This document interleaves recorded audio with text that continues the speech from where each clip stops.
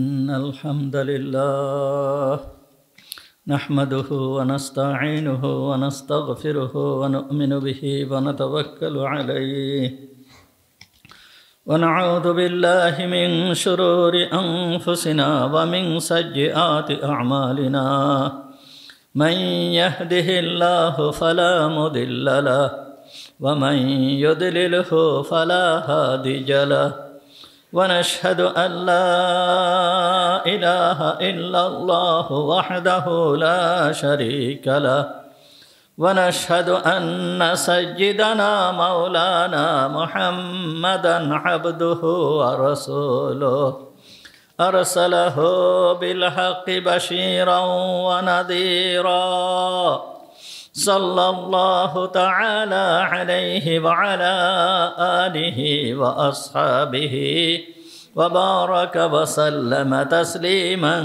كثيرا كثيرا أما بعد فأعوذ بالله من الشيطان الرجيم بسم الله الرحمن الرحيم شهر رمضان الذي أنزل فيه القرآن هدى للناس وبينات من الهدى والفرقان صدق الله العظيم ونحن على ذلك من الشاهدين والشاكرين اللهم صل على محمد وعلى آل محمد كما صليت على إبراهيم وعلى آل إبراهيم إنك حميد مجيد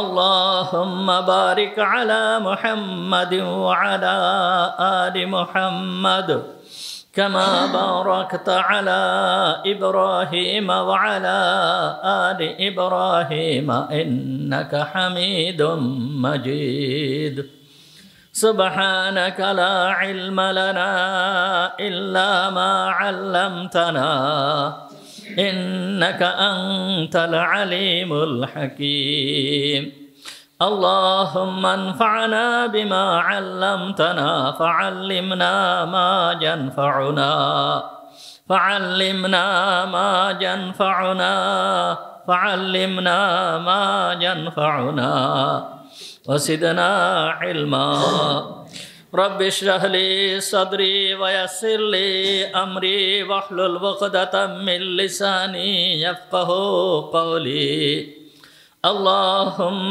طهر قلوبنا عن غيرك ونور قلوبنا بنور معرفتك ربنا تقبل منا إنك أنت السميع العليم وتب علينا إنك أنت التواب الرحيم সমস্ত প্রশংসা সেই মহান রব্বুল আলামিনের জন্য যিনি আমাদেরকে আজকের এই পবিত্র জুমার দিনে জুমার নামাজ পড়তে আসার তৌফিক দান করেছেন এই জন্য আমরা সবাই বলি আলহামদুলিল্লাহ।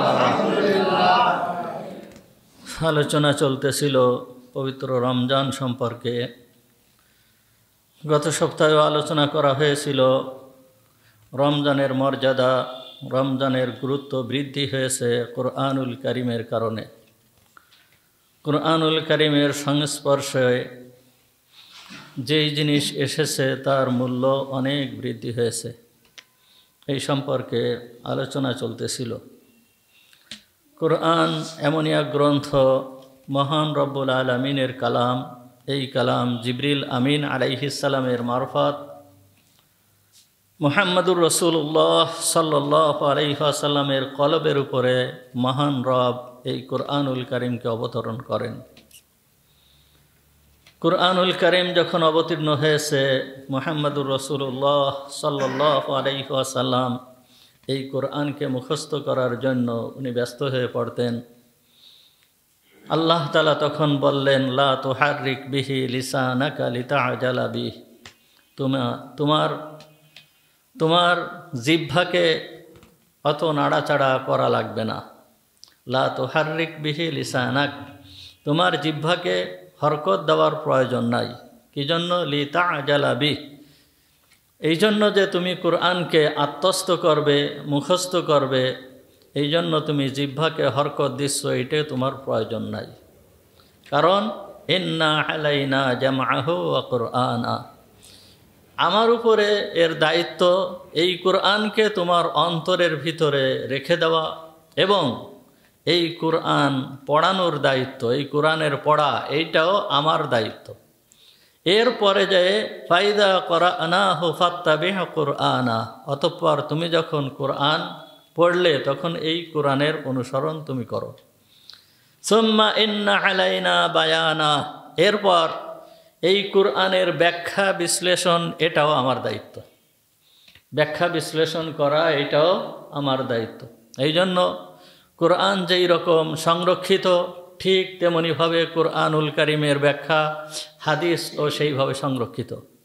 মুহাম্মদুর রাসূলুল্লাহ সাল্লাল্লাহু আলাইহি ওয়াসাল্লামের হাদিস এগুলোকেও আল্লাহ তাআলা সংরক্ষণের দায়িত্ব নিয়ে নিয়েছেন, এই আয়াত থেকে জানা যায়।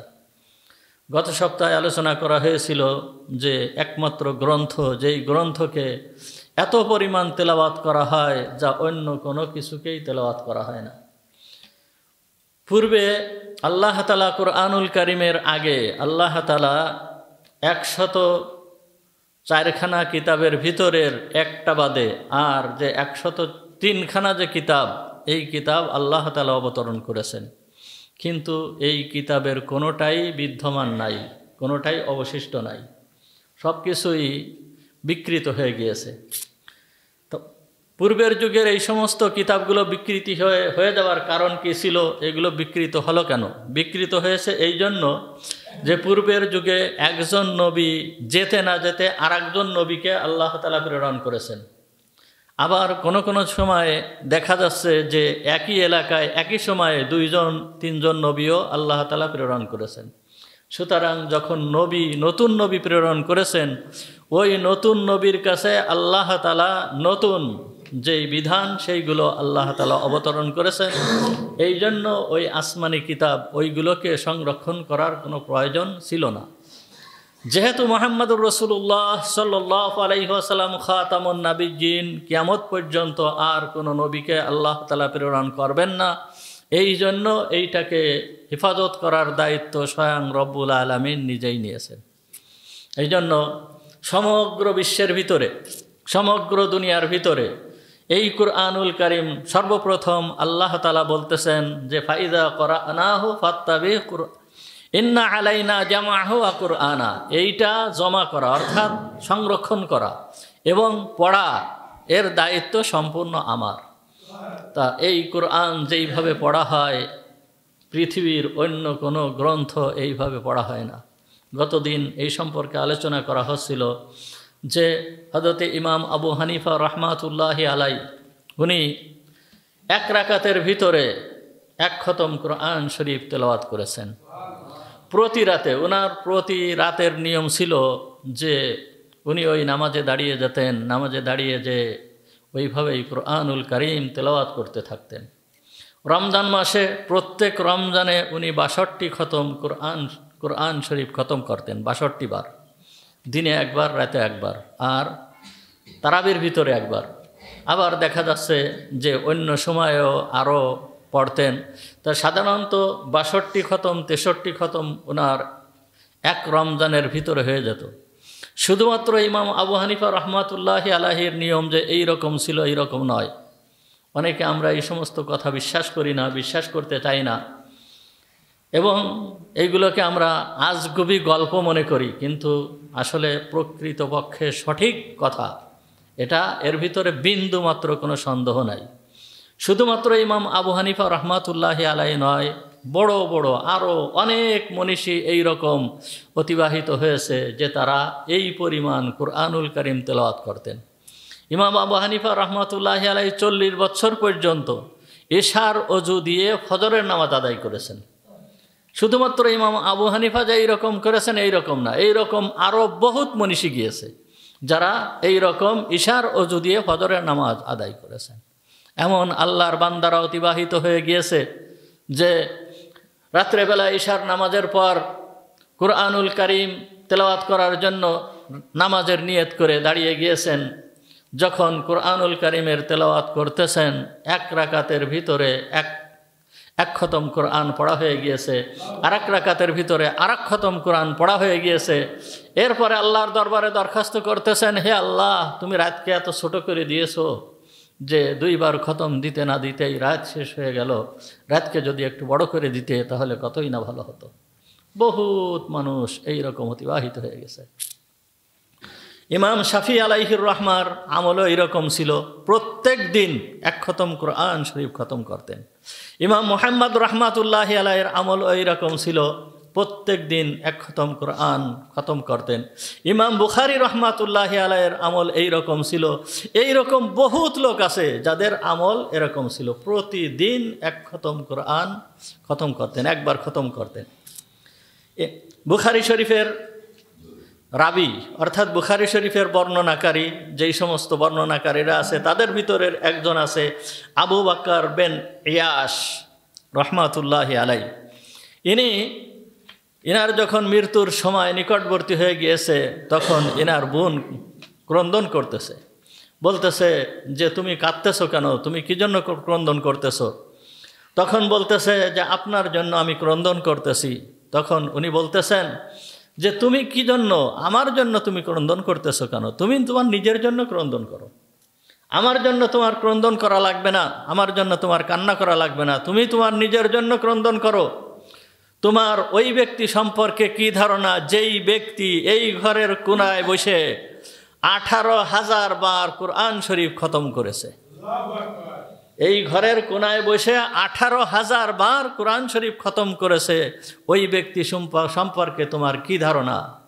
এই দিনটার জন্য, অর্থাৎ আমার মৃত্যুর এই দিনের জন্য তো আমি অপেক্ষা করতেছি। আমার এই দিনটা কবে আসবে, এই দিনের জন্যই তো আমি অপেক্ষা করতেছি। আমি এই দিনের জন্য 60 বছর ধরে ক্রন্দন করতেছি। আমার ক্রন্দন করার সময় শেষ হয়ে গিয়েছে, আমার সেই দিন চলে আসছে সামনে, সুতরাং তোমার ক্রন্দন করার কোনো প্রয়োজন নাই। তা এই রকম ব্যক্তি আল্লাহ তাআলা এই রকম ধরনের ব্যক্তিকে, বহুত ব্যক্তিকে আল্লাহ এরকম তৈরি করেছেন। কুরআনুল কারীম এমনই এক গ্রন্থ, যেই গ্রন্থ অন্য কোনো গ্রন্থকে এইভাবে মানুষ মুখস্থ করতে পারে না, কুরআনুল কারীমকে যেইভাবে মানুষ মুখস্থ করতে পারে, যেইভাবে কুরআনুল কারীমকে মানুষ মুখস্থ করে ফেলতে পারে। শুরু থেকে নিয়ে একেবারে সূরা ফাতিহা থেকে নিয়ে সূরা নাস পর্যন্ত বহুত লোক আল্লাহ তাআলা তৈরি করে দিয়েছেন যে এদের কুরআনুল কারীম মুখস্থ, একেবার না দেখে কুরআনুল কারীম এক দাঁড়ানো অবস্থায় পড়ে ফেলাচ্ছে। ছোট বাচ্চা, এই বাচ্চা ছেলেরা পর্যন্ত এই কুরআনুল কারীমকে মুখস্থ করে ফেলতেছে। ইমাম আবু হানিফা রহমাতুল্লাহি আলাইহির কাছে ইমাম মুহাম্মদ রহমাতুল্লাহি আলাইহিকে ওনার মা নিয়ে আসলেন পড়ানোর জন্য। তা যখন মুহাম্মদ রহমাতুল্লাহি আলাইহিকে নিয়ে আসছেন, আনার পরে ইমাম আবু হানিফা রহমাতুল্লাহি আলাইহিকে ইমাম মুহাম্মদ রহমাতুল্লাহি আলাইহির মা বলতেছেন, আমার এই ছেলেটাকে আপনার দরসে বসার অনুমতি দেন। তখন উনি বলতেছেন যে আমার দরসে বসতে হলে 1 নম্বর শর্ত হচ্ছে কোরআন শরীফ মুখস্থ করতে হবে। কোরআন শরীফ মুখস্থ করা ছাড়া আমার দরসে বসার অনুমতি নাই, আমার ক্লাসে বসার অনুমতি নাই। তখন উনি ওনার ছেলেকে নিয়ে গেলেন, নিয়ে যাওয়ার পরে 1 সপ্তাহ পরে নিয়ে আসছেন। যখন 1 সপ্তাহ পরে নিয়ে আসছেন, আনার পরে ইমাম মুহাম্মদ রহমাতুল্লাহি আলাইহিকে বলতেছে, তোমাকে না বলেছিলাম যে তুমি আমার দরসে বসতে হলে কুরআনুল কারীমকে মুখস্থ করতে হবে, তা তুমি আবার আজকে আসছো কেন? কুরআনুল কারীম মুখস্থ করো, তারপরে তুমি আসো। তখন ইমাম মুহাম্মদ রহমাতুল্লাহি আলাইহি বললেন, হুজুর আমার কুরআন শরীফ মুখস্থ হয়ে গিয়েছে। কয়দিনে? মাত্র 1 সপ্তাহে কুরআনুল কারীম মুখস্থ করে ফেলছে। এই ইমাম মুহাম্মদ রহমাতুল্লাহি আলাইহির ছাত্র হচ্ছে ইমাম শাফি রহমাতুল্লাহি আলাইহি। এই ইমাম শাফি রহমাতুল্লাহি আলাইহির ক্ষেত্রে ওই একই ঘটনা ঘটেছে। ইমাম শাফি আলাইহির রহমাকে ওই ছোট্ট শিশু, ওই বাচ্চাকে নিয়ে আসছে ইমাম শাফি রহমাতুল্লাহি আলাইহির মা ওনার দরসে বসানোর জন্য, ইমাম মুহাম্মদের কাছে পড়ানোর জন্য। তখন ইমাম মুহাম্মদ রহমতুল্লাহি আলাইহি ওই শর্ত দিয়েছে যে আমার দর্শে বসতে হলে সর্বপ্রথম কুরআনুল কারীম মুখস্থ করা লাগবে। ইমাম শাফি আলাইহির রহমার আম্মা ওনাকে নিয়ে চলে গেছেন, 1 সপ্তাহ পরে কুরআন শরীফকে মুখস্থ করায় এনে আবার ওইখানে নিয়ে আসছেন। মাত্র 1 সপ্তাহের ভিতরে কুরআনুল কারীম মুখস্থ করে ফেলছে। তা আল্লাহ তাআলা এই কুরআনকে ছোট্ট ছোট্ট বাচ্চাদের সিনায় আল্লাহ তাআলা দিয়ে দিচ্ছেন। এই মাত্র 2 সপ্তাহ আগের ঘটনা। আমাদের বাংলাদেশের একটা ছেলে, কুমিল্লায় বাড়ি, সে মাত্র 49 দিনে কুরআনুল কারীম মুখস্থ করেছে। মাত্র 49 দিনে সে কুরআনুল কারীম মুখস্থ করেছে। সুতরাং এই কুরআনুল কারীম পড়ানোর দায়িত্ব কার? আল্লাহর। এই কুরআনুল কারীম যে একটা বাচ্চা মুখস্থ করতেছে, এইটা বাচ্চার কোনো কৃতিত্ব নয়। একজন বৃদ্ধ মানুষ কুরআনুল কারীমকে মুখস্থ করতেছে, এইটা ওই বৃদ্ধ মানুষের কৃতিত্ব নয়। যেহেতু আল্লাহ তাআলা এর হেফাজতের দায়িত্ব নিজেই নিয়েছেন, সুতরাং আল্লাহ তাআলা এইটাকে মুখস্থ করাই দিচ্ছেন।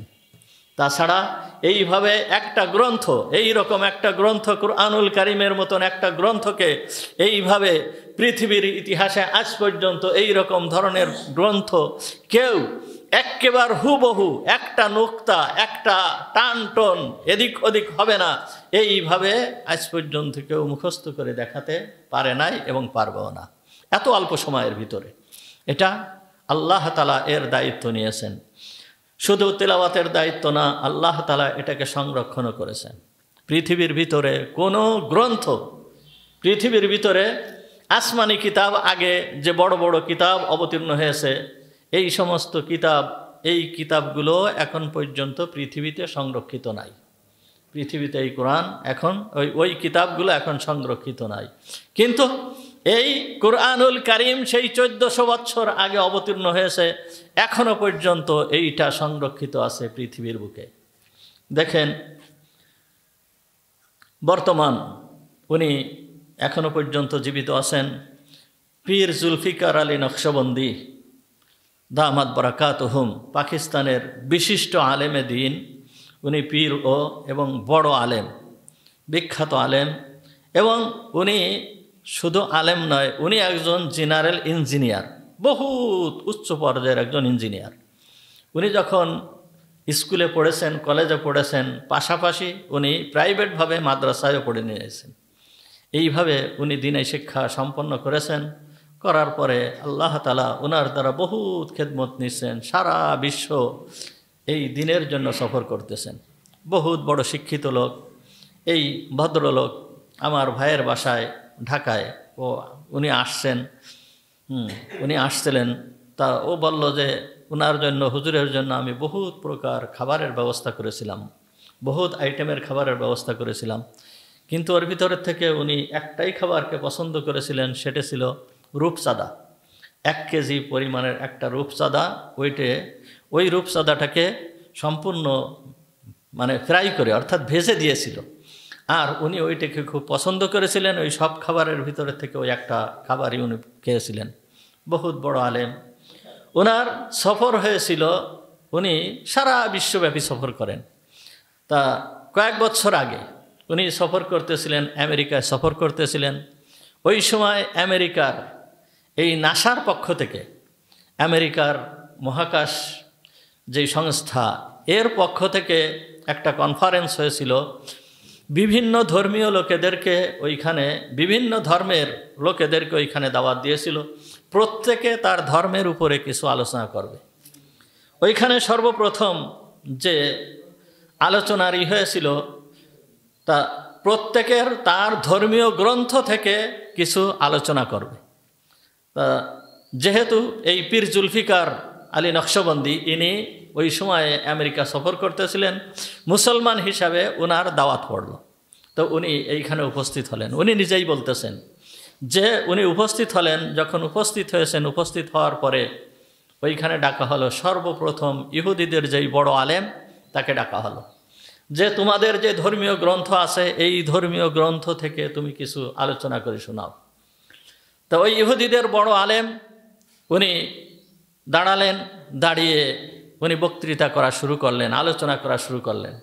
যখন আলোচনা করতেছেন তখন ইনি এই পীর জুলফিকার আলী নকশবন্দি রহমাতুল্লাহি আলাই উনি বলতেছেন যে উনি তখন বললেন যে আমার একটা কথা আছে, কথা বলার জন্য অনুমতি চালেন। তখন ওনাকে অনুমতি দেওয়া হলো। অনুমতি দেওয়ার পরে বলতেছে যে আপনার কি কথা বলেন। তখন উনি বলতেছেন যে এইখানে বিষয়বস্তু রাখা হয়েছে ধর্মীয় গ্রন্থ থেকে আলোচনা করতে হবে। তা উনি যেই আলোচনা করতেছে ওনার ধর্মীয় গ্রন্থ তাওরাত থেকে উনি আলোচনা করতেছেন। তা এই ধর্মীয় গ্রন্থ তাওরাত এই কিতাবটা তো ইংলিশে অবতীর্ণ হয় নাই, এই কিতাবটা অবতীর্ণ হয়েছে ইব্রানি ভাষায়। সুতরাং উনার এই কিতাবটা আলোচনা করতে হবে ইব্রানি ভাষায়, ইংলিশ ভাষায় তো আলোচনা করলে হবে না, ইংলিশ ভাষায় তো ওনার ওই কিতাব অবতীর্ণ হয় নাই। তখন যখন এই কথা বলছেন বলার সঙ্গে সঙ্গে উনি চুপ হয়ে গেছে এবং ওই যে স্পিকার যিনি ছিলেন তিনি বললেন যে জনাব আপনি আপনার ধর্মীয় গ্রন্থের যেই ভাষা ওই ভাষায় আপনি আলোচনা করেন, বা যেই ব্যক্তি আছে যেই ব্যক্তি আলোচনা করতে পারবে এমন কোনো ব্যক্তিকে আলোচনা করার সুযোগ দেন, ওই ইব্রানি ভাষায় আপনার ওই গ্রন্থ থেকে আলোচনা করবে। একজনও খুঁজে পাওয়া গেল না ইব্রানি ভাষায় ওই ধর্মীয় গ্রন্থ আলোচনা করার মতো। এরপরে ডাকা হলো ইনজিল, অর্থাৎ খ্রিস্টানদের যেই কিতাব ইনজিল, ইনজিলের যেই সুরিয়ানি ভাষা, এই সুরিয়ানি ভাষায় আলোচনা করতে হবে, এই রকম একজন লোকও খুঁজে পাওয়া গেল না।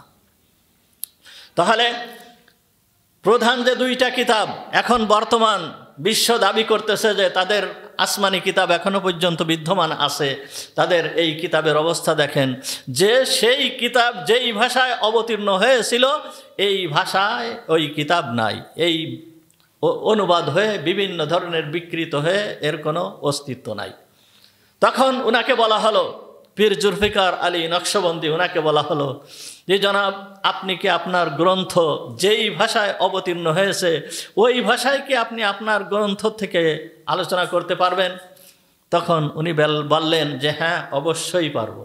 শুধু ওই ভাষায় নয়, আমার এই গ্রন্থ পবিত্র কুরআনুল কারীম যেই ভাষায় অবতীর্ণ হয়েছে, যেই সুরে অবতীর্ণ হয়েছে, যেই মদ মাখরাজে অবতীর্ণ হয়েছে, মুহাম্মদুর রাসূলুল্লাহ সাল্লাল্লাহু আলাইহি ওয়াসাল্লামের উপরে যেইভাবে জিবরিল আমিন অবতীর্ণ করেছেন, মুহাম্মদুর রাসূলুল্লাহ সাল্লাল্লাহু আলাইহি ওয়াসাল্লাম যেইখানে যেই অক্ষরকে যেইভাবে টানতে হবে এই রকমভাবে এই কিতাব এখনো পর্যন্ত আমি এইখানে আপনাদের সামনে এইটা তেলাওয়াত করে শোনাতে পারবো। এই কথা যখন বলার পরে উনি আরো বলতেছেন শুধু আমি নয়, আমার এই কুরআনুল কারীম, আমার এই কুরআনুল কারীম, সম্পূর্ণ কুরআনুল কারীম ছোট্ট ছোট্ট বাচ্চারা পর্যন্ত মুখস্থ করে আপনাদেরকে শোনাতে পারবে। ওনার ছোট্ট একটা ছেলে ওই সময় ওনার সাথে ছিল, সফরে ছিল ওনার ছোট্ট একটা ছেলে। তো উনি বললেন আপনারা যদি অনুমতি দেন তাহলে এই আমার এই ধর্মীয় গ্রন্থ যেই ভাষায় অবতীর্ণ হয়েছে, যেই সুরে অবতীর্ণ হয়েছে, যেইভাবে অবতীর্ণ হয়েছে সেইভাবে আমার এই ছোট্ট বাচ্চা ছেলে আপনাদের সামনে তেলাওয়াত করে শোনাতে পারবে। তখন বলার পরে সবাই প্রস্তুত হয়ে গেল যে ঠিক আছে তাহলে আপনার এই গ্রন্থ থেকে আমাদেরকে একটু শোনান। যখন বলছে ছোট্ট ছেলে, ওনার সেই ছেলে একেবারে ছোট, 8-9 বছর মাত্র বয়স, তখন ছেলেকে বলতেছে আব্বু আমাদেরকে 2 পারা কুরআনুল কারীম তেলাওয়াত করে শোনাবে। তখন বলতেছে তেলাওয়াত করে শোনালে কি হবে? তখন বলতেছে তোমাকে গিফট দেওয়া হবে। না, আমি গিফট নেব না, আমাকে যদি লজেন্স কিনে দিতে পারেন তাহলে আমি তেলাওয়াত করে শোনাতে পারি। ছোট্ট বাচ্চা, তার কি চকলেট, সে চকলেট খাবে, চকলেট যদি আপনি দিতে পারেন তাহলে আমি তেলাওয়াত করে শোনাতে পারি। তখন বলতেছে হ্যাঁ তোমাকে চকলেট দেওয়া হবে, তুমি আমাদেরকে তেলাওয়াত করে শোনাও। তখন ওই ছেলে ওই মুসাল্লা বিছায় নিয়ে নামাজের দাঁড়িয়ে যেয়ে 2 রাকাত নামাজের ভিতরে 2 পারা কুরআনুল কারীমকে তেলাওয়াত করে শোনাই দিল। এই 2 পারা কুরআনুল কারীম তেলাওয়াত শুনে ওই সময়ে যেই সমস্ত বড় বড় বৈজ্ঞানিকরা যারা উপস্থিত ছিল উনি বলতেছেন তাদের চোখ দিয়ে পানি ঝরতেছে, চোখ দিয়ে পানি ঝরতেছে, চোখ দিয়ে পানি ঝরতেছে। এমনকি ওই অনুষ্ঠানের পরে কয়েকজন বৈজ্ঞানিক মুসলমান হয়ে গিয়েছে। তাহলে কুরআনুল কারীম এমনই একটা গ্রন্থ, যেই গ্রন্থ যার শুধুমাত্র তেলাওয়াত শুনে যেই সমস্ত লোকেদের ঈমান নাই এদের অন্তরের ভিতরে এমন আঘাত হানে যে তাদের ভিতরের যে বাতিল ধর্ম আছে এই ধর্মকে ভেঙ্গে চুরে চুরমার করে দেয়। উনি নিজে বলতেছেন, এই পীর জুলফিকার আলী নকশবন্দি ইনি নিজেই বলতেছেন যে আমার কারি আব্দুল বাসিতের সঙ্গে একবার লন্ডন সফর হয়েছিল। লন্ডনে ওনার সাথে আমি 1 মাস ছিলাম। তো উনি বলতেছেন যে লন্ডনে যখন আমি সফর করতেছি, সফর করার সময় তা যখন 1 মাস ওনার সাথে আমি রয়েছি তখন ওই ব্যক্তিকে আমি দেখেছি। ওই ব্যক্তি এমন এক ব্যক্তি, কারি আব্দুল বাসিত, একে হয়তো আপনারা অনেকে চেনেন, সাধারণ মানুষ নাও চিনতে পারেন, যারা মাদ্রাসায় পড়াশুনো করে, মাদ্রাসার ছাত্র, তারা প্রত্যেকেই চেনে। সমগ্র বিশ্বের ভিতরে নাম করা কারি আব্দুল বাসিত রহমাতুল্লাহি আলাই, মিশরে ওনার বাড়ি ছিলেন। তা উনি বলতেছেন যে এই ব্যক্তিকে আমি দেখেছি, এই ব্যক্তি প্রত্যেক দিন 1 খতম কোরআন শরীফ তেলাওয়াত করত। প্রতিদিন ওনার নিয়ম ছিল 1 খতম কোরআন শরীফ তেলাওয়াত করা। তা বলতেছেন যে যখন ওনার সাথে আমার সফর হয়েছে তখন আমি ওনাকে জিজ্ঞেস করলাম যে আপনি কি কুরআনের কোনো মুজিজা স্বচক্ষে দেখেছেন? এই রকম কোনো মুজিজা যদি আপনি নিজে স্বচক্ষে দেখে থাকেন তাহলে আমাকে একটু বলবেন। মুজিজা অর্থাৎ আশ্চর্য ধরনের ঘটনা। নবীদের ক্ষেত্রে সাধারণত মুজিজা ব্যবহার হয়, কুরআনের ক্ষেত্রে মুজিজা ব্যবহার হয়। এই জন্য বলতেছে যে কুরআনুল কারীমের কোনো মুজিজা আপনি কি স্বচক্ষে দেখেছেন? তখন উনি বলতেছেন কুরআনের কত মুজিজা আমি স্বচক্ষে দেখেছি, আপনাকে কয়টা বলবো? বলতেছে আমাকে 2-1টা একটু শোনান। এর ভিতরে উনি একটার কথা বর্ণনা করলেন, এটা মনে হয় আমি আপনাদেরকে আগেও শোনায়েছি। তো উনি বলতেছেন, কারি আব্দুল বাসিত রহমাতুল্লাহি আলাইহি বলতেছেন যে মিশরের প্রেসিডেন্ট আনোয়ার সাদাত, এই আনোয়ার সাদাত ইনি রাশিয়ায় ওনার বিভিন্ন সময় প্রোগ্রাম হতো, রাশিয়ার সাথে ওনার সম্পর্ক ছিল। তা রাশিয়ার প্রেসিডেন্টের পক্ষ থেকে বলা হলো ওনাকে যে তুমি আমাদের এই সমাজতন্ত্র গ্রহণ করো, তোমাকে সমস্ত প্রকার সাহায্য সহানুভূতি আমরা করব। তখন যেহেতু উনি মুসলমানের আলাদা, মুসলমানের ইমানের ভিতরে আলাদা একটা শক্তি থাকে, তখন উনি কোনো উত্তর দিলেন না, বলল যে আমি পরবর্তীতে আপনাদেরকে এর উত্তর দিব। এই বলে চলে আসলেন। চলে আসার পরে উনি পরবর্তী সফরে যখন যাবেন রাশিয়ায়, তখন উনি বলতেছেন যে আমাকে তখন বললেন আনোয়ার সাদাত সাহেব কারি আব্দুল বাসিতকে বলতেছে আমার সঙ্গে রাশিয়ায় সফরে যেতে হবে। তখন উনি মনে মনে ধারণা করলেন যে আমি রাশিয়ায় সফরে কী জন্য যাব? উনি আমাকে রাশিয়ায় কী জন্য সফরে নেবেন?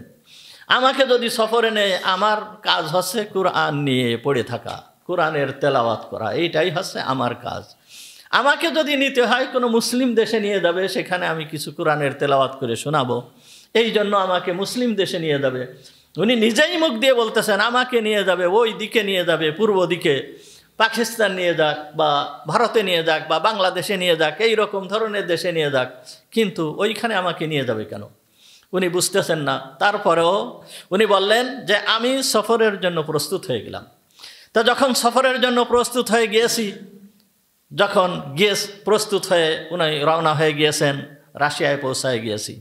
রাশিয়ায় পৌঁছানোর পরে ওই কথাবার্তা শেষ হওয়ার পরে আমাকে বলতেছে তোমাকে যে কথা বলা হয়েছিল তার উত্তর তো দিলে না, অর্থাৎ তাদের ওই কমিউনিজম গ্রহণ করার ব্যাপারে যে কথা বলেছিল তার উত্তর তো তুমি দিলে না। তখন আনোয়ার সাদাত কারি আব্দুল বাসিতের দিকে লক্ষ্য করে বলল যে তুমি একটু এদেরকে তেলাওয়াত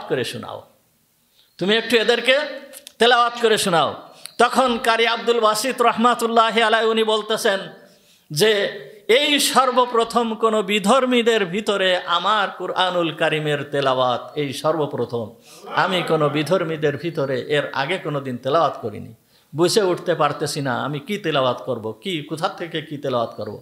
হঠাৎ করে আমি চক্ষু বন্ধ করলাম। চক্ষু বন্ধ করে যখন তাহা হযরত ওমর রাদিয়াল্লাহু তাআলা আনহু যেই কুরআনের যেই স্থান শুনে উনি ইসলাম ধর্ম গ্রহণ করেছিলেন, হযরত ওমর রাদিয়াল্লাহু তাআলা আনহুর অন্তরের ভিতরে যেই আয়াত আঘাত হেনেছিল ওই আয়াত ওইটা আমার মুখ দিয়ে বের হয়ে গিয়েছে।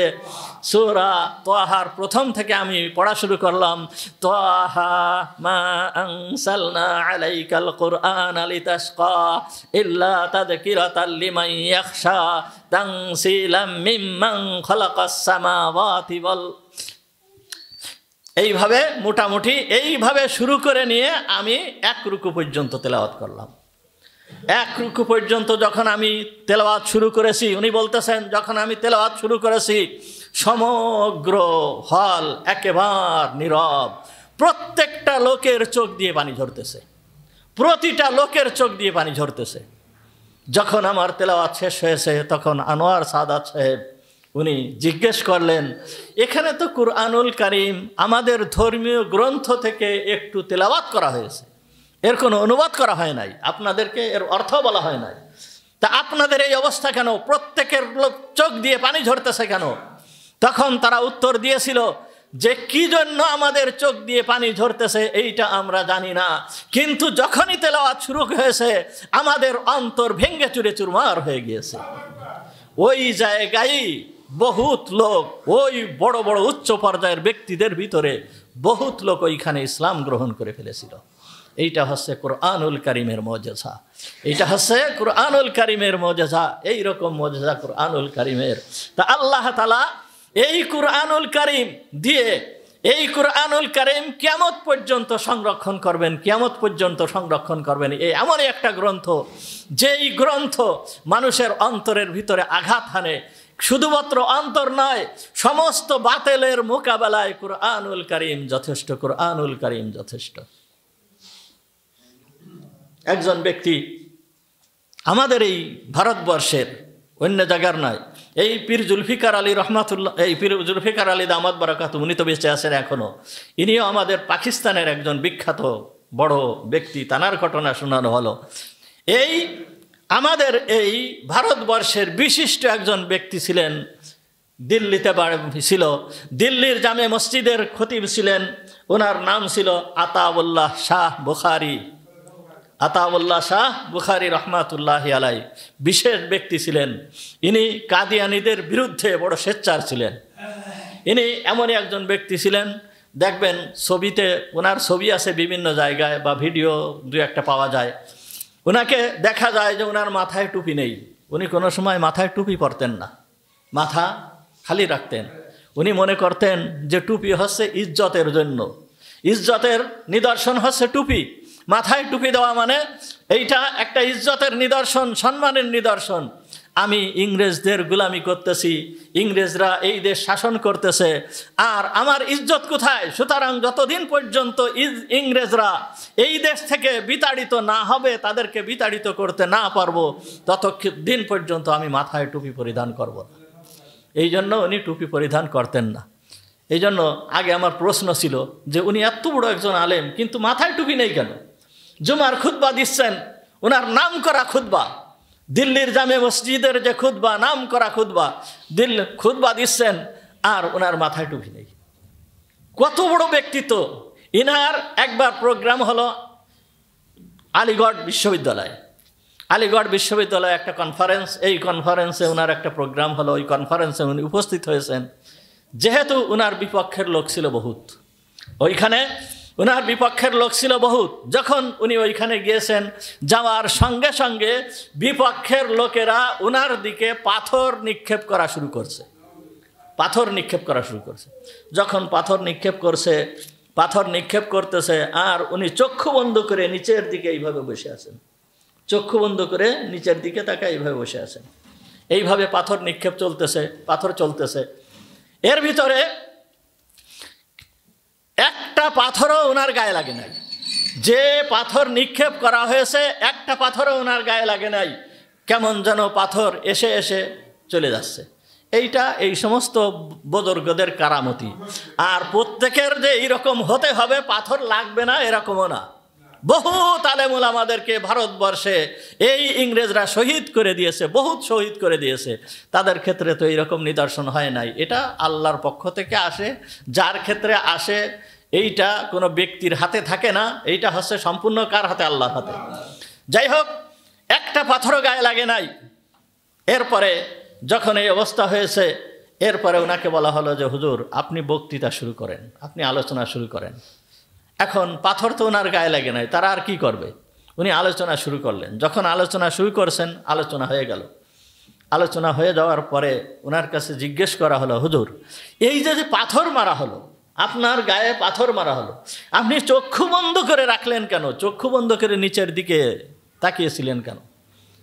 তখন বলতেছে যে এ কথা শোনার দরকার নেই আপনাদের। তা বলতেছে যে না হুজুর একটু বলেন না, এইরকম করলেন কেন আপনি? তখন উনি বলতেছেন যে আপনারা যখন না শুনে ছাড়তেছেন না, তখন আমি বলি। তো উনি হচ্ছেন মুহাম্মদুর রাসূলুল্লাহ সাল্লাল্লাহু আলাইহি ওয়াসাল্লামের বংশধর। উনি হযরতে হুসাইন রাদিয়াল্লাহু তাআলা আনহুর বংশধর। তো উনি বলতেছেন যে আমি চক্ষু বন্ধ করে রাখছি এই জন্য যে যেই সমস্ত ব্যক্তিরা আমাকে পাথর মারতেছে, আমি যদি তাকায় থাকি তাহলে ওই ব্যক্তিদেরকে আমি চিনে ফেলবো, একজনকে না একজনকে আমি চিনে ফেলবো। কিয়ামতের ময়দানে আমার নানাজান যদি আমাকে জিজ্ঞেস করে, হে আতাউল্লাহ তোমাকে কেন পাথর মারা হয়েছিল এবং কে কে পাথর মেরেছিল আমাকে বলো আজ কিয়ামতের ময়দানে, তখন আমার নানাজানের সামনে আমার বলা লাগবে যে অমুক অমুক আমাকে পাথর মেরেছিল। আর আমি চক্ষু বন্ধ করে রাখছি, নানাজানের সামনে বলতে পারবো যে হে নানাজান আমি তো জানি না কে পাথর মেরেছিল, আমি তো দেখি নাই। কোন পর্যায়ের ব্যক্তি চিন্তা করেন। এই হচ্ছে আতাউল্লাহ শাহ বুখারী রহমাতুল্লাহি আলাইহি। উনি একবার ট্রেনে সফর করতেছেন, পাশে এক লোক শিয়া। এই শিয়া এক লোক এসে ওনার পাশে বসা, খুব পোশাক আশাক খুব সুন্দর। এখন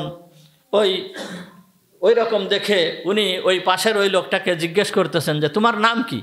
তখন বলতেছে কালবু আলী, মানে আলীর কুকুর। তখন বলতেছে যে কালবু আলী, আলীর কুকুর নাম রাখিছো কেন তুমি? তখন বলতেছে যে আলীর কুকুর হতে পারবে আল্লাহ তাআলা তাকে ক্ষমা করে দেবেন। নাউজুবিল্লাহ। এই শিয়াদের মতবাদ এইটা যে আলীর কুকুর হতে পারবে, আল্লাহ তাকে কি করবেন? ক্ষমা করে দেবেন। তখন বলতেছে ও তুমি এই জন্য নাম রাখছো। একটু পরে ওনার কাছে জিজ্ঞেস করতেছে, দেখেন আল্লাহওয়ালা ব্যক্তিদের বুদ্ধি কি পরিমাণ।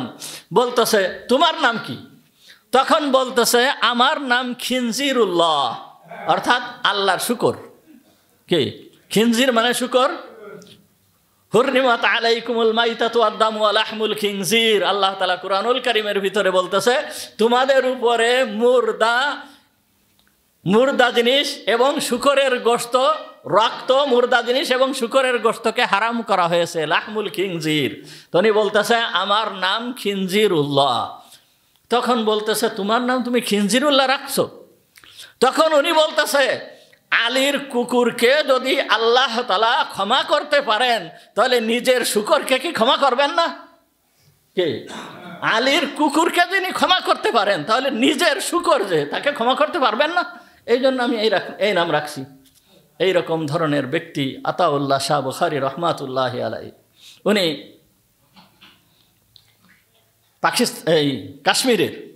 কাশ্মীরের একজন আলেম।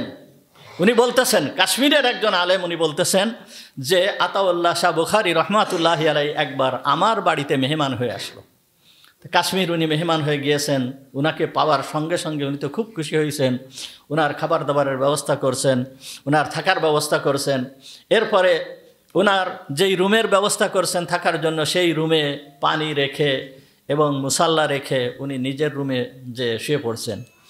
উনি মনে করছেন শেষ রাত যখন হয়েছে তখন মনে করছেন যে দেখি হুজুর নামাজ পড়বে, এখন উঠে তো তাহাজ্জুদের নামাজ পড়বে, তা আমি একটু দেখি হুজুর কি করতেছে, কোথায় আছেন। উনি উঠছেন, উঠে দেখে যে হুজুর রুমে নাই। তখন উনি রুম থেকে বের হলেন। এবার দেখতেছেন পানির দিকে দেখতেছেন যে পানির যে পাত্র রাখছিল পানি, ওতে পানি আছে কিনা। তখন দেখে যে ওতে পানি নাই। তখন বুঝছেন যে হুজুরের তাহাজ্জুদ নামাজ পড়া হয়ে গেছে, যেহেতু পানি নাই হুজুর অজু করা হয়ে গেছে। কিন্তু হুজুর গেল কোথায়? ঘর থেকে বের হয়ে চারিদিকে তাকাচ্ছে। এই এলাকাটা জঙ্গলি এলাকা, মানে চারিদিকে জঙ্গলে ভরা, সাপ টাপ অন্যান্য হিংস্র প্রাণী বিভিন্ন জায়গাতে ঘুরে বেড়ায়। বলতেছে যে কোনো সমস্যা না হয়, কোনো কিছু সমস্যা কি হলো, উনি কোথায় গেল? এইভাবে ঘুরতেছেন। ঘুরতে ঘুরতে উনি আর পাচ্ছেন না, ওনাকে চিন্তিত হয়ে গেলেন যে উনি গেল কই। শীতের সময় প্রচণ্ড শীত, আর তার ভিতর দিয়েও কাশ্মীরের যে অবস্থা, কাশ্মীরের অবস্থা সম্পর্কে যারা জানেন তারা ভালো করেই জানেন।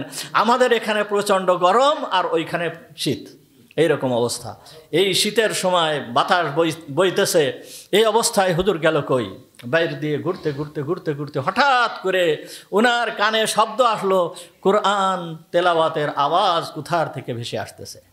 তখন উনি ওই দিকে লক্ষ্য করলেন। লক্ষ্য করে দেখলেন একটা পাহাড়, ওই পাহাড়ের উপরের থেকে এই কোরআনুল কারীমের তেলাওয়াতের আওয়াজ ভেসে আসতেছে। তখন উনি আস্তে আস্তে আস্তে আস্তে ওইখানে উঠে গেলেন। যে দেখেন হুজুর একটা পাথরের উপরে বসা, চক্ষু বন্ধ করে কোরআনুল কারীমের তেলাওয়াত করে যাচ্ছেন, কোরআনুল কারীমের তেলাওয়াত করে যাচ্ছেন। এমনভাবে তেলাওয়াত হচ্ছে, উনি তাকায় দেখে যে উনার সামনে একটা বিষধর সাপ এইভাবে ফনা মেলে হুজুর যে তেলাওয়াত করতেছেন এইভাবে ঝুলে ঝুলে তেলাওয়াত করতেছেন, আর ওই সাপটাও হুজুরের সঙ্গে ওইভাবে তালে তালে ফনা ধরে ধরে ওইভাবেই ঢুলতেছে। এইরকমভাবে উনি তেলাওয়াত করতেছেন। এরপরে ফজরের সময় হয়ে গেল, হুজুর ওইখান থেকে নামলেন, নেমে চলে আসলেন। এইভাবে এই কুরআনুল কারীমকে আল্লাহ তাআলা এইভাবে সংরক্ষণ করেছেন। এই আতাউল্লাহ শাহ বুখারীর যে ঘটনা আমি বলতে চাচ্ছিলাম, উনি একবার কাদিয়ানীদের, অর্থাৎ এই যে কাদিয়ানী, আমাদের বাংলাদেশেও কাদিয়ানী আছে, এই মির্জা গোলাম মোহাম্মদ কাদিয়ানীর অনুসারী যাদেরকে আমরা মুসলমান মনে করি না, এবং সরকারের কাছে বহুবার এই নিয়ে বহুত আন্দোলন হয়েছে কাদিয়ানীদের অমুসলিম ঘোষণা করার ব্যাপারে। এই মির্জা গোলাম মোহাম্মদ এদের বিপক্ষে ইনি এই আতাউল্লাহ শাহ বুখারী অত্যন্ত সোচ্চার ছিলেন। ইনি একবার এক জায়গায় এই কাদিয়ানীদের বিশাল একটা সম্মেলন হচ্ছে। তা উনি মনে করলেন যে এইখানে সম্মেলন হচ্ছে, যাই দেখি, আমি একটু যাই দেখি। তা উনি একেবারে শীতের সময় তো কম্বল টম্বল মুড়ি দিয়ে, চাদর মুড়ি দিয়ে যায় ওই সেই মাহফিলের মাঝখানে, মাহফিলের যে ময়দান, ওই ময়দানের ভিতরে যে চাদর মুড়ি দিয়ে বসছে, যাতে কেউ দেখে চিনতে না পারে। তো তখন উনি বসছেন, বসার পরে ওইখানে একজন সর্বপ্রথম যেই বক্তা, সেই বক্তা কোরআনুল কারীম তেলাওয়াত করতেছে। কোরআনুল কারীমের তেলাওয়াত ভুল তেলাওয়াত করতেছে, কোরআনুল কারীম ভুল তেলাওয়াত করছে। যখন এইভাবে ভুল তেলাওয়াত করছে, উনি আর সহ্য করতে পারেন নাই। তখন ওই কম্বলের ভিতরের থেকে মাথা একটু বের করে বলতেছে, এই মেরা রব কা কালাম কো সহি করকে পড়ো, আমার রবের কালামকে সহি শুদ্ধ করে পড়ো, এরকম ভুল পড়তেছো কেন? তখন সবাই আশ্চর্য হয়ে গেল যে কে এই মৌলবী। তখন ওই স্টেজের সভাপতি ছিলেন, উনি বলতেছেন, কে তুম কোন হো, তুমি কে? তখন উনি মাথার থেকে ওই কম্বল ফেলে দিয়ে বলছে, মায় আতাউল্লাহ হো, আমি আতাউল্লাহ। যে কাদিয়ানীদের বিপক্ষে এত বড় সোচ্চার, আর এই সেই আতাউল্লাহ এই জায়গায় চলে আসছে। এখন উনাকে দেখেই উনার বিরোধিতা করা তো দূরের কথা, উনাকে ওই সেই সভাপতি সাহেব ডাক দিয়েছে, হুজুর আপনি ওইখানে কেন, আপনি স্টেজে চলে আসেন। উনি আসবে না। এরপরে স্টেজে চলে গেছে, বলতেছে, হুজুর কোন জায়গাটা ভুল গিয়েছে, আপনি একটু আমাদেরকে শুদ্ধ করে ওইটাকে একটু পড়ে শোনান। হুজুর তখন ওই আয়াতটা শুদ্ধ করে পড়ছেন। যখন শুদ্ধ করে ওই আয়াতটা পড়ছেন, ওই আয়াতটা পড়ার পরে স্টেজের নিচে যত লোক ছিল সমস্ত লোকেরা বলতেছে, হুজুর আর একটা আয়াত তেলাওয়াত করেন, হুজুর আর একটা আয়াত তেলাওয়াত করেন। তখন হুজুর আর একটা আয়াত তেলাওয়াত করছেন। এরপরে বলতেছে, হুজুর আর একটা আয়াত তেলাওয়াত করেন। এরপরে ওই আয়াত শেষ হয়েছে, হুজুর আর একটা আয়াত তেলাওয়াত করেন। এইভাবে বারবার বলতেছে। এরপরে হুজুর বলতেছে, হ্যাঁ আমি তেলাওয়াত করতে পারি, তেলাওয়াতের সাথে আমি অনুবাদও করব। এরপর হুজুর তেলাওয়াত করা শুরু করছেন আর অনুবাদ করা শুরু করছেন। ওই জায়গায় ওই মজলিসের সমস্ত লোক তওবা করে কাদিয়ানির ওই মতবাদ ছেড়ে দিয়ে সবাই একেবারে সঠিক আহলে সুন্নাত ওয়াল জামাতের অন্তর্ভুক্ত হয়ে যায়। এই হচ্ছে আতাউল্লাহ শাহ বুখারী রহমাতুল্লাহি আলাইহি কুরআনুল কারীম। এটার সংরক্ষণের দায়িত্ব আল্লাহ পাক নিজে নিয়েছেন এবং এটা সংরক্ষণ কিয়ামত পর্যন্ত হবে। যদিও এই কুরআনুল কারীমকে মিটিয়ে দেওয়ার জন্য দুনিয়ার সমস্ত শক্তি এক, সমস্ত শক্তি এক। এই ভারতবর্ষের থেকে কুরআনুল কারীমকে বিলুপ্ত করার জন্য কি কম প্রচেষ্টা করা হয়েছে? বহুত প্রচেষ্টা করা হয়েছে। সর্বপ্রথম কুরআনুল কারীমের কপিকে জ্বালিয়ে দেওয়া হয়েছে। 3 লক্ষ কুরআনুল কারীমের কপিকে জ্বালিয়ে দেওয়া হয়েছে। এরপরে যখন দেখলো যে এই কুরআনের কপিকে জ্বালিয়ে দিলে এইটা শেষ হবে না, এরপরে হাফেজদেরকে আলেমদেরকে মারা হয়েছে, ধরে ধরে মারা হয়েছে।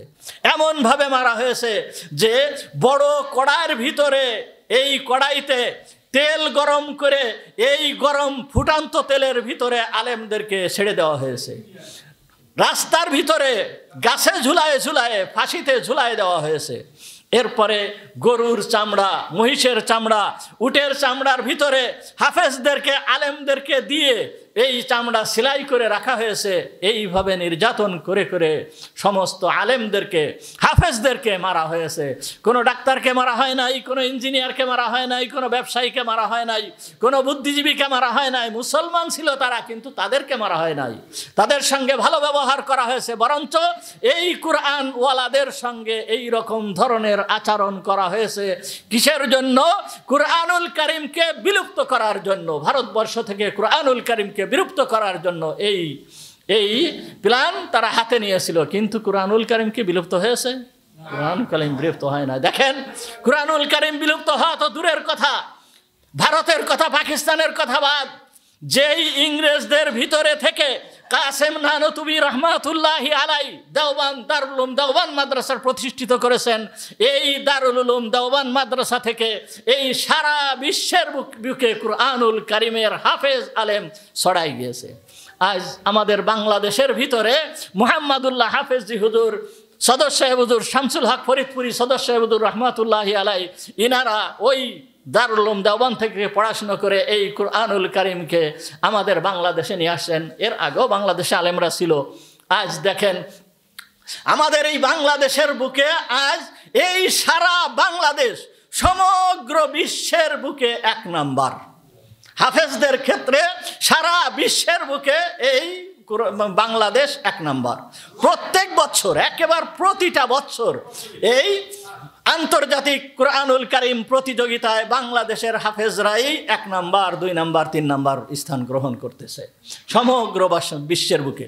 বাংলাদেশে যেই পরিমাণ হাফেজ আলেম আছে, এই পরিমাণ হাফেজ আলেমের সংখ্যা পৃথিবীর কোথাও নেই, কোনো জায়গায় নেই, পৃথিবীর কোথাও নেই। এই কুরআনুল কারীমের হেফাজতের দায়িত্ব কে নিয়েছে? আল্লাহ নিয়েছে, আল্লাহ নিয়েছে। এই কুরআনুল কারীম হেফাজত আল্লাহ তাআলাই করবেন। বাংলাদেশে এই যে গণশিক্ষা চালু হয়েছে না, এর যে গণশিক্ষা চালু হওয়ার যে ভূমিকা, গণশিক্ষা কেন চালু হয়েছে? গণশিক্ষা চালু হয়েছে এই জন্য যে বাংলাদেশে কোনো নিরক্ষর লোক রাখবে না, নিরক্ষর কোনো লোক থাকবে না, অন্তত সবাই সই করতে পারে, সিগনেচার করতে পারে, এই রকম শিক্ষা তাদেরকে দেওয়া হবে। তো যখন এই গণশিক্ষা চালু হলো, তখন সর্বপ্রথম গণশিক্ষা চালু হয়েছিল মাগরিবের পরে, সন্ধ্যার পরে হারিকেন নিয়ে মুরব্বীদেরকে পড়ানো হতো। কিন্তু দেখা গেল যে সরকারের পক্ষ থেকে হারিকেন দেওয়া হয়েছে, সিলেট দেওয়া হয়েছে, চক দেওয়া হয়েছে, অন্যান্য বই খাতা দেওয়া হয়েছে, কিন্তু কেউ পড়তে যায় না। এইরকম অবস্থা হলো। এরপরে যে এই বাংলাদেশ সরকারের পক্ষ থেকে কি করা হলো, তারা জরিপ করলো যে এটা তো হচ্ছে না। 1 জেলায়, অন্তত কমপক্ষে 1 জেলায় আমরা একটা পদ্ধতি অবলম্বন করি, সেই পদ্ধতি ওইখানে অবলম্বন করে যদি আমরা কৃতকার্য হই, তাহলে সমগ্র বাংলাদেশে এই পদ্ধতি গ্রহণ করা হবে। তখন তারা জরিপ করলো যে বাংলাদেশের ভিতরে সব থেকে একেবারে কম শিক্ষিতর হার কম কোন জেলায় আছে, একটা জেলা দেখতে হবে। তখন তারা দেখলো যে পার্বত্য চট্টগ্রাম, কক্সবাজার। এই কক্সবাজারে এইখানে শিক্ষার হার অনেক কম, মাত্র 20% লোক শিক্ষিত, আর কোনো লোক শিক্ষিত না। কিন্তু সবথেকে মজার ব্যাপার হচ্ছে যে এই পার্বত্য চট্টগ্রামে মাত্র 20% লোক শিক্ষিত, এর ভিতরে 90% লোক কোরআন শরীফ পড়তে পারে। এই জায়গায় 20% লোক মাত্র শিক্ষিত, কিন্তু 90% লোক তারা কোরআন শরীফ পড়তে পারে। তখন সরকার মনে করলো যে এরা 20% মাত্র শিক্ষিত, তাহলে 80% অশিক্ষিত, এই 80% ধৈরেই বরঞ্চ আরও 10% তারা কোরআন শরীফ পড়তে পারে। এরা কোরআন শরীফ কখন পড়ে? তখন দেখা গেল কি যে ভোরবেলায় যে মক্তব হয়, সকালে যে মক্তব হয়, প্রত্যেকটা ছেলে মেয়ে ওই মক্তবের থেকেই শিক্ষা গ্রহণ করে। ওই মক্তবের থেকে শিক্ষা গ্রহণ করে তারা এই 90% লোক কুরআনুল কারীম তারা পড়তে পারে। তখন তারা পরিকল্পনা গ্রহণ করলো, তাহলে ঠিক আছে, ওই সকালবেলায় মক্তবের সাথে সাথেই আমাদের এই শিক্ষাকে চালু করে দেওয়া হোক। ওইখান থেকে ওই গণশিক্ষা এই সকালবেলায় বাংলাদেশের ইসলামী ফাউন্ডেশনের পক্ষ থেকে এই সকালবেলায় এই গণশিক্ষা ওই সকালের মক্তবের সঙ্গে চালু করে দেওয়া হয়েছে। তাহলে এই কুরআনুল কারীম, যেখানে এই কুরআনকে বিলুপ্ত করার জন্য সমগ্র শক্তি, বিশ্বের সমগ্র শক্তি এরা সম্মিলিতভাবে চেষ্টা করেছে কুরআন যাতে না থাকে, কিন্তু কোনো লাভ হবে না। যার সংরক্ষণের দায়িত্ব কার কাছে? আল্লাহর। আল্লাহ স্বয়ং এই সংরক্ষণের দায়িত্ব নিয়েছেন।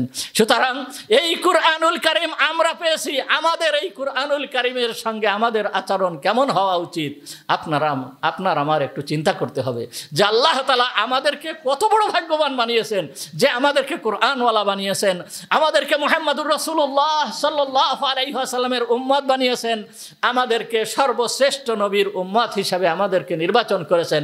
আমাদের জন্য দ্বীনে ইসলামকে আমাদের ধর্ম হিসাবে আল্লাহ তাআলা আমাদের জন্য নির্বাচন করেছেন। সুতরাং রমজানুল মুবারক সামনে, এই রমজান আসছে, রমজানের মর্যাদা কুরআনুল কারীমের কারণে, এই জন্য কুরআনুল কারীম শিখতে হবে, পড়তে হবে। যদি আমরা এই পদ্ধতি অবলম্বন করি, আল্লাহ তাআলা দুনিয়ায় আমাদের শান্তিতে রাখবেন, আখিরাতেও আমাদের শান্তি দান করবেন। ওয়া আখিরু দাওয়ানা আলহামদুলিল্লাহ।